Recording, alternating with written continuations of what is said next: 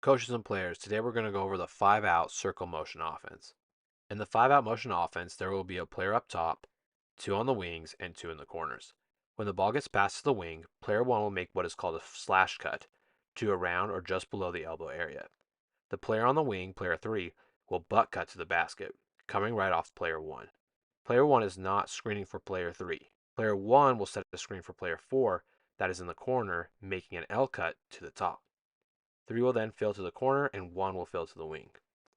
This is a continuity offense that can be performed on both sides of the court. 4 will make a pass to the wing and slash cut. 2 will come right off 4. 4 will then screen for 5 and 5 will come to the top. 4 will fill to the wing and 2 will fill to the corner. An alternative way to perform the circle offense is by not having a screen by the slash cutter, having everyone in the 3-man movement cut and move. When we butt cut, we want the cut to come right behind the slash cut. We want this to happen just above the elbow. Having it higher than the elbow will get the defense more cut up. We don't want the screen here, however, for the fear of an illegal screen, so timing is crucial because the slash cutter doesn't stop. I just stopped the slash cut on the animation to show we want the cut coming right off the slash cut. Talking about the different reads coming off the butt cut, when we cut, we are looking to receive the ball and score. The passer on the wing needs to be ready to make the pass to the player butt cutting. Teams will start to make adjustments after getting scored on. One of the adjustments they can make is setting the defender underneath the slash cut. When the defender goes underneath, the butt cut needs to recognize this and pop out and look for a shot. If the defender jumps in front, denying the cutter can make a back cut to the hoop. The butt cut can also be called a rub cut.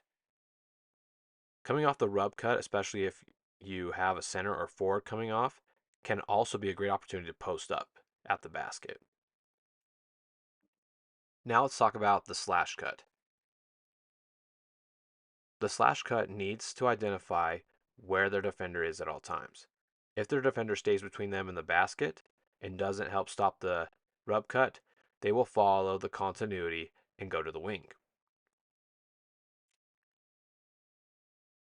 Defenses don't like to be scored on and will start helping with the rub cut.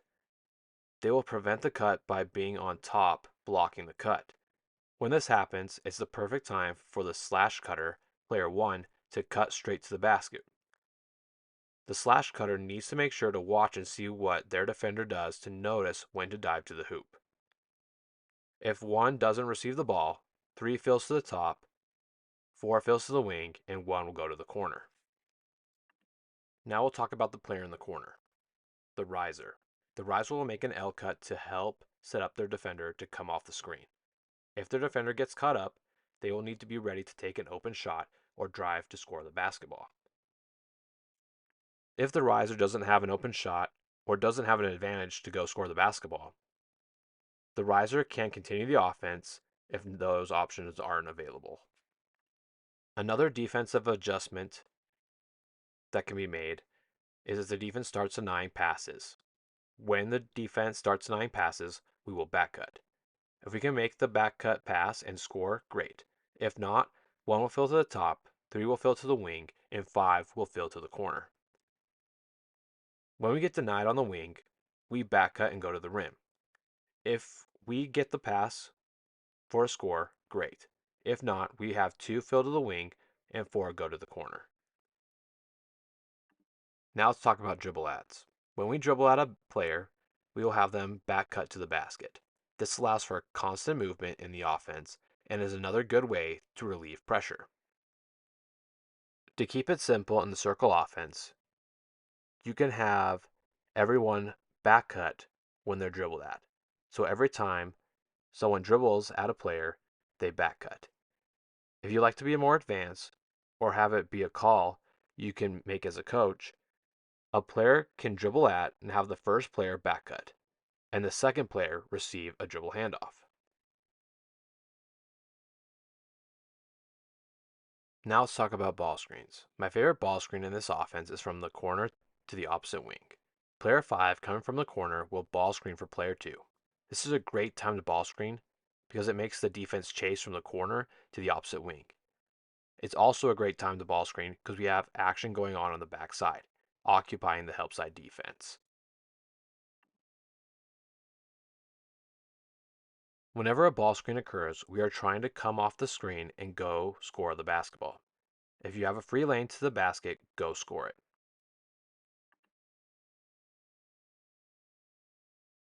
If the ball handler comes off the screen and gets stopped, we are going to look for the roll.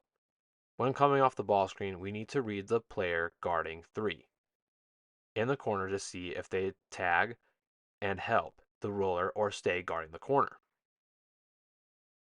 Now, when the ball handler makes the read and sees that the defender guards the roller, we will have 3 shake and lift up towards the wing to make the pass shorter, giving an opportunity for a shot, drive, or pass to the post.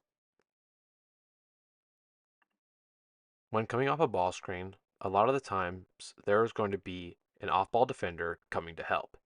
This is a good opportunity to pitch for a shot.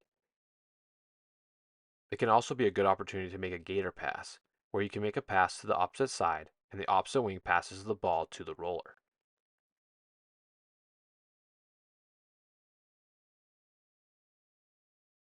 When a pass to the corner is made, we will set a ball screen.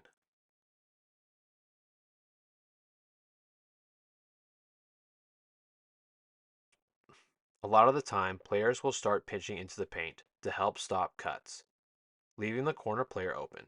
If this happens, pass to the corner and have the corner player shoot if they are capable of shooting.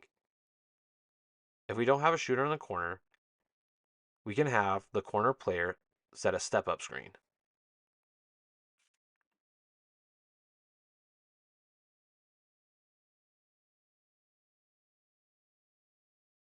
That's going to be the fundamental principles of the circle offense.